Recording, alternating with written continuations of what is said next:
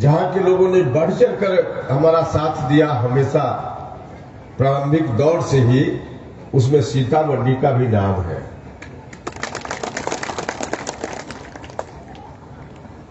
– 2009 में जिस वक्त उपेंद्र कुशवाहा को बहुत कम लोग जानते थे, उस वक्त भी लोकसभा का चुनाव हुआ था और तब भी हमारी पार्टी अलग बनी थी। उस पार्टी से उम्मीदवार हमने बिहार के कई लोकसभा क्षेत्रों में बनाए थे। लगभग 2 दर्जन लोकसभा क्षेत्रों में उस वक्त हमारी पार्टी की ओर से उम्मीदवारी हुई थी और मुझको यह याद करते हुए हमेशा फख्र होता है कि 2 दर्जन लोकसभा क्षेत्रों में से सीतामढ़ी लोकसभा क्षेत्र ऐसा था जहां सबसे ज्यादा वोट देने का काम लोगों ने किया। 40,000 से भी ज्यादा वोट मिला था उस समय, और वह भी एक ऐसा उम्मीदवार। आज उम्मीदवार का सवाल उठता है, उस वक्त हमने उम्मीदवार दिया, वह व्यक्ति पटना का, कहीं से इस लोकसभा क्षेत्र से संबंध नहीं, कोई जानता नहीं था, लेकिन हमने उम्मीदवार दिया। हमने आपसे आग्रह किया तो हमारी बात पर 40,000 वोट उस समय मिल गया था। बाद में संयोग बना कि वह व्यक्ति फिर जगह उसी के माध्यम से उनकी बन गई, तो इसी जिला में कहीं से विधायक भी बन गए किसी पार्टी से, यहीं से। तो इस रूप में आप सब लोगों ने साथ दिया, शुरुआत में साथ दिया, जिस समय बहुत कम लोग जानते थे। आज बार बार यहां से वक्ता लोग यह कह रहे हैं कि जिसको उम्मीदवार बनाइएगा हम सब लोग जिताकर भेजेंगे। भैया, यह बात सीतामढ़ी के लोगों को कहने की जरूरत नहीं है। सीतामढ़ी के लोगों ने तो 2009 में साबित किया है कि जिसको उम्मीदवार बनाया जाएगा उसको सब लोग मिलकर साथ जरूर देंगे। यह बात तो पक्की है, तय है, इसमें बार बार बोलने की क्या जरूरत है। लेकिन हम अभी कोई उम्मीदवारी की बात करने आए नहीं। हमारी पार्टी एनडीए गठबंधन का हिस्सा है। राष्ट्रीय लोक मोर्चा एनडीए गठबंधन में एक दल, घटक दल के रूप में शामिल है। हमारा लक्ष्य कोई एक उम्मीदवार को कहीं जिताना एक लोकसभा क्षेत्र में या कुछ लोकसभा क्षेत्रों में, ऐसा नहीं है। हम लोगों ने लक्ष्य तय किया है। एनडीए गठबंधन में हम हैं तो पूरी ईमानदारी के साथ हमारी पार्टी का एक एक कार्यकर्ता एनडीए के लिए काम करेगा। यह ठीक है कि एनडीए गठबंधन में कुछ सीटों पर हमारी पार्टी लड़ेगी, बाकी और भी पार्टी है। सब पार्टियों के बीच सीटों का वितरण होगा और उसके आधार पर अलग अलग पार्टी की ओर से लोग उम्मीदवार अलग अलग जगह होंगे। एनडीए गठबंधन में अभी यह तय नहीं है कि किस लोकसभा क्षेत्र में किस घटक दल की ओर से उम्मीदवारी होगी। हम आपसे सिर्फ इतना ही आग्रह करने के लिए आए हैं कि इस बार के चुनाव में यह बिल्कुल मत देखिएगा कि एनडीए गठबंधन में किस पार्टी का उम्मीदवार है, कौन उम्मीदवार है। सिर्फ एनडीए गठबंधन का उम्मीदवार देखिएगा और सीधे वोट करने का काम कीजिएगा। वह चाहे किसी जात का हो, किसी धर्म का हो, एनडीए गठबंधन के अंतर्गत किसी पार्टी का। क्योंकि आज पहले से ज्यादा इस बात की आवश्यकता है कि 2024 में एक बार फिर से नरेंद्र मोदी जी भारत के प्रधानमंत्री बने और पूरे देश भर में माहौल है। 2014 से शुरुआत हुई, नरेंद्र मोदी जी प्रधानमंत्री बने, बिहार के लोगों के आशीर्वाद से उस समय सीतामढ़ी के आप लोगों ने भी सहयोग किया था उस वक्त 2014 में 3 लोकसभा क्षेत्रों में हमारी हिस्सेदारी हुई थी एनडीए गठबंधन में, और 3 में 3 हम जीते थे, जिसमें सीतामढ़ी के लोगों ने, आप सब लोगों ने भी हमारे उम्मीदवार को जिताकर भेजा था।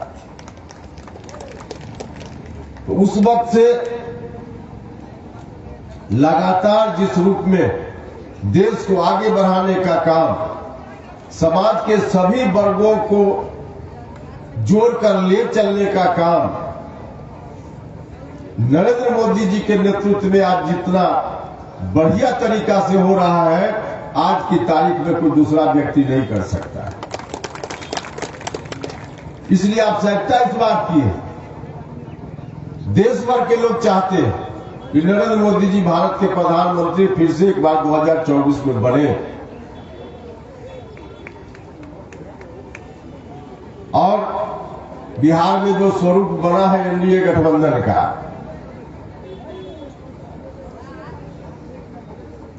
कई लोग मेरे कुछ निर्णयों की आलोचना भी कर देते हैं। हम जब जनता दल यूनाइटेड से अलग होकर फिर पार्टी हमने बना ली, और उस वक्त जनता दल यूनाइटेड में रहते हुए जिन जिन बातों को हमने अलग अलग समय पर कहने का काम किया, आज सारी बातें सच साबित हुई। जो जो बात हम उस समय बोल रहे थे, नीतीश जी को लगातार आगाह कर रहे थे, गलत रास्ते पर जा रहे हैं, नुकसान होगा, उस समय भले हमारी बातों को अनसुना किया गया, लेकिन अंत में फिर से नीतीश जी भी उसी रास्ते पर हैं जिस रास्ता पर हम पहले बढ़ते हैं। तो इस बात के लिए नीतीश जी का भी हम धन्यवाद करते हैं इस मंच से। जो जो बात हमने उस समय कही, तमाम बात आज सच साबित हुई। तो जिस रूप में एनडीए गठबंधन का स्वरूप है, आगे के लिए भी मैं कोई भविष्य वक्ता नहीं हूं, लेकिन परिस्थिति की समझ, काम करने का अनुभव इतने दिनों का, इसके आधार पे आगे के लिए भी मैं जो कहूंगा उसमें अधिकांश बातें सच साबित होगी। और आज इस मंच से मैं कहना चाहता हूं, 40 लोकसभा क्षेत्रों में एनडीए को जिताने का लक्ष्य है, और सिर्फ लक्ष्य ही नहीं है, 40 में एनडीए गठबंधन जीतेगा, यह भरोसा है, यह भरोसा है। कौन है मुकाबले में? एक तरफ नरेंद्र मोदी जी का इतना बड़ा कर, देश के तमाम तबकों के लिए इतना अच्छा काम, चाहे किसान वर्ग के लोग हो, महिलाएं हो, शोषित पीड़ित लोग हो, पिछड़ा अति पिछड़ा हो, दलित महादलित हो, सबके लिए इतना अच्छा काम, जो सवर्ण समुदाय के भी जो गरीब लोग हैं उनके लिए भी इतना अच्छा काम, कौन नरेंद्र मोदी जी का मुकाबला कर सकता है? आज मुझको भी हंसी आती है कई बार यह देखकर, जब कांग्रेस के बड़े नेता अब सामाजिक न्याय की बात करते हैं। हम सत्ता में आएंगे तो सामाजिक न्याय का जितना काम बचा हुआ है सब काम कर देंगे। राहुल जी रोज बोलते हैं, अरे भैया इतने दिनों तक बचा हुआ क्यों रह गया, कौन जिम्मेवार है? कांग्रेस की सरकार जब देश में रही तो सामाजिक न्याय की बात उनको ध्यान में नहीं आई, कभी ध्यान में नहीं आई। अलग अलग समय पर आयोग बनाकर पिछड़ा समाज के लोगों को भारत सरकार की नौकरियों में रिजर्वेशन देने की बात, आयोग पर आयोग बनता रहा, और जानबूझकर उसको ठंडा बस्ता में डालने का काम कांग्रेस के लोगों ने किया। और आज जब बातें यहां तक आ गई है नरेंद्र मोदी जी के नेतृत्व में, तो कांग्रेस के लोग सामाजिक न्याय की बात करने लगे। जहां जाते हैं पूछते हैं, मीडिया के लोग वहां होते हैं, पूछते हैं कि आप में से कितने लोग कौन कौन ओबीसी के हैं। सामने बैठे हुए लोगों से पूछते हैं कौन कौन ओबीसी से है। अरे भैया ओबीसी से अगर नहीं है, इतने दिनों तक शासन आपका था, आपने क्या किया, जरा इसको भी बताने का काम। और आज ओबीसी की बात अगर कोई पूछे कि कौन है, सबसे नंबर 1 की कुर्सी पर बैठा हुआ नरेंद्र मोदी जी ही पिछड़ा समाज से आते हैं, इससे बड़ा क्या परवाह। राष्ट्रपति आदिवासी परिवार से। तो इस तरह की स्थिति में कौन मुकाबला करने वाला। और उनके जो शागिर्द हैं राष्ट्रीय जनता दल के लोग, हमने तो उसी समय जो हमने कहा कि नीतीश जी से अलग हो रहे थे और नीतीश जी को हमने आगाह किया था, क्या मामला था, हम बार बार यही कह रहे थे कि नीतीश जी जिस रास्ते पर आप चल पड़े हैं, बिहार 2005 के पहले की स्थिति में लौट जाएगा, अनर्थ हो जाएगा। बिहार के लोग उस स्थिति को नहीं कबूल करेंगे जिस तरह से आतंक पाखंड का राज चल रहा था। गरीब जनता की गाड़ी कमाई का पैसा अपने घर की तिजोरी में भरा जा रहा था। फिर वही स्थिति वापस लाने की बात बिहार की जनता नहीं स्वीकार करेगी। और हमने कहा कि चाहे जो भी परिस्थिति आए हम लोग देख लेंगे, लेकिन आपके साथ इस रास्ते पर हम नहीं जाएंगे। आगे आने वाले दिनों में मैं आपसे भी कहना चाहता हूं, चाहे जितनी विपरीत परिस्थिति का सामना करना पड़े, हम उस वक्त भी कहा था, आज भी कह रहा हूं, राजनीति में चाहे जिस तरह का कष्ट उठाना पड़े कुशवाहा उठा लेगा, लेकिन बिहार को 2005 के पहले वाली स्थिति में नहीं लौटने देगा। लेकिन इसमें आपका साथ चाहिए, सहयोग चाहिए, तब जाकर यह काम हो पाएगा।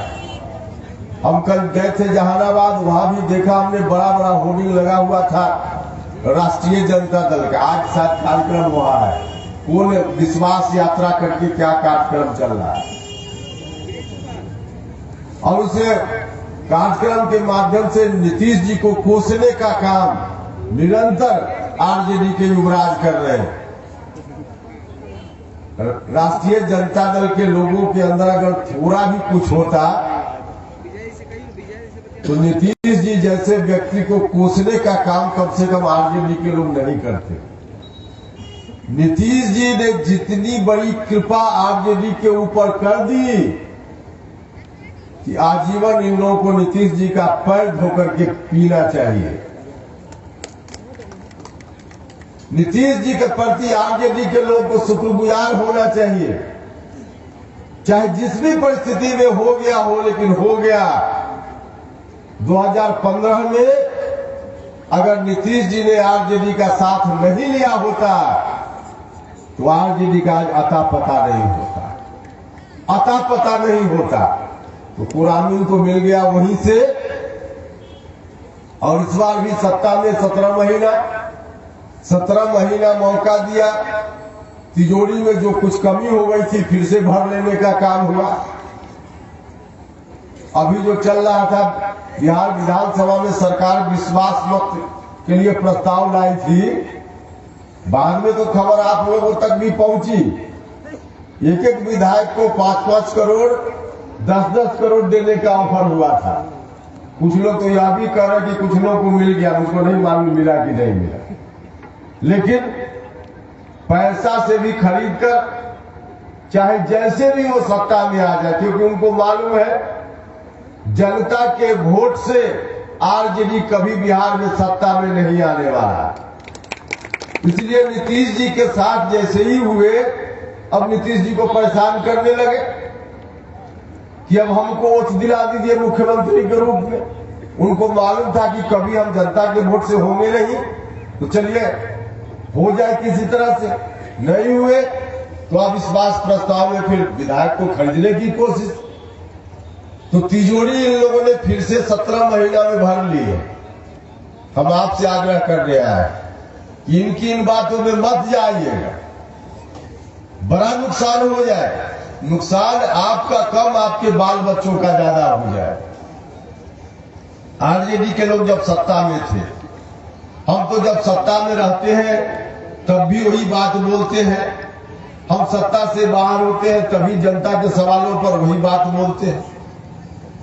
है लोग जो संघर्ष के दिनों में और बात बोलते हैं और जब सरकार में चले जाते हैं तो दूसरी बात बोलने लगते हैं।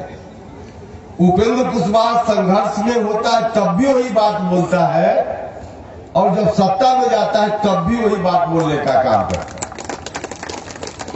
आपको हमने महसूस किया था उस समय भारत सरकार में शिक्षा मंत्री होने के कारण मुझको अवसर मिला कि देश के अन्य राज्यों में भी किस तरह से सरकारी स्कूल में पढ़ाई होती है उसको नजदीक से जाकर देखने का मुझको मौका मिला दूसरे राज्यों में, और दूसरे राज्यों से बाहर विदेश के भी कई देशों में उस वक्त जाने का मौका मिला शिक्षा मंत्री के रूप में। वहां जाकर भी हमने देखा कि किस तरह से सरकारी स्कूल में शिक्षा की व्यवस्था है, वहां जाकर भी हमने देखने का काम किया। और तब मुझको लगा कि अगर कहीं और सरकारी विद्यालय में अच्छी पढ़ाई हो सकती है तो बिहार के सरकारी विद्यालय में अच्छी पढ़ाई क्यों नहीं हो सकती। और हम जिस विभाग के मंत्री थे, भारत सरकार भी शिक्षा विभाग चलाती है। भारत सरकार में केंद्रीय विद्यालय और नवोदय विद्यालय भारत सरकार का विद्यालय है, सरकारी स्कूल है। देश में चाहे जितना डीपीएस सीपीएस प्राइवेट स्कूल हो जाए, सबसे अच्छा रिजल्ट चाहे 10th का हो 12th का हो अगर होता है सीबीएसई में तो केंद्रीय विद्यालय और नवोदय विद्यालय का होता है, सरकारी विद्यालय का होता है, प्राइवेट का नहीं होता है। तो प्राइवेट से बेहतर इंतजाम जब भारत सरकार के स्कूल में हो सकता है, दूसरे राज्यों के वहां के स्थानीय स्कूल में हो सकता है, तो बिहार में क्यों नहीं हो सकता। यह बात उस समय मुझको देखने का मौका मिला तो मुझको लगा कि निश्चित रूप से यह हो सकता है, लेकिन हो सकता है कुछ करना पड़ेगा, ऐसे तो होगा नहीं। इतने दिनों का जंग लगा हुआ है। लालू जी उस समय भाषण करते थे, गैया बकरिया चढ़ती जाए मुनिया बिटिया पढ़ती जाए।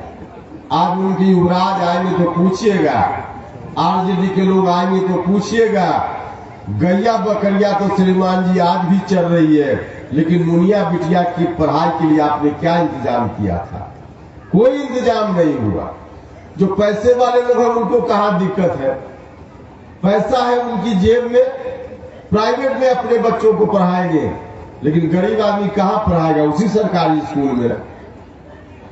हमने 2017-18 में जो आंदोलन चलाया था, कई मीडिया के लोग या दूसरे लोग भी होंगे, नहीं अगर आपके पास हो तो मेरे कोई साथी जिला में है उनके पास होगा। उस समय जो मांग पत्र हमने सार्वजनिक रूप से सरकार के सामने रखा था, 25 सूत्री मांग हमारी थी, उसको उलट कर देख लीजिएगा पुराना वाला कागज। उस कागज में जितनी मांगे लिखी गई थी, आज राज्य की सरकार उन्हीं मांगों को पूरा करने का काम कर रही है। शिक्षकों की बहाली की प्रक्रिया के बारे में, पात्रता परीक्षा के बारे में, और हर तरह से जो आज सरकार डिसीजन कर रही है, उस वक्त अगर हमारी मांगों को जो हमने तब कहा था, यही मांग आज पूरी हो रही है, उस वक्त अगर पूरी हो गई होती तो आज शिक्षक समुदाय के लोग गुस्सा में नहीं होते। आज शिक्षक समुदाय के लोग भी अंदर से आक्रोशित है। उनके साथ क्या हो रहा है, उस वक्त अगर तमाम मांगे हमारी मान ली गई होती तो शिक्षा की गुणवत्ता भी हो जाती, गांव के गरीब बच्चों का भविष्य भी बन चुका होता और शिक्षकों को भी तबाही नहीं हुई होती। लेकिन उस वक्त हमारी मांग नहीं मानी, अब मांगी जा रही, लेकिन अब मानी भी जा रही है। तो मुझको कभी कभी अच्छा लगता है कि चलिए देर से ही सही कुछ तो हो रहा है, लेकिन अभी आगे बहुत कुछ होने की जरूरत है, अभी बहुत कुछ करने की जरूरत है। अब शिक्षा विभाग की चर्चा होती है और शिक्षकों की चर्चा होती है, तो एक अभी बिहार की सरकार में एक सनकी अधिकारी बैठा हुआ है।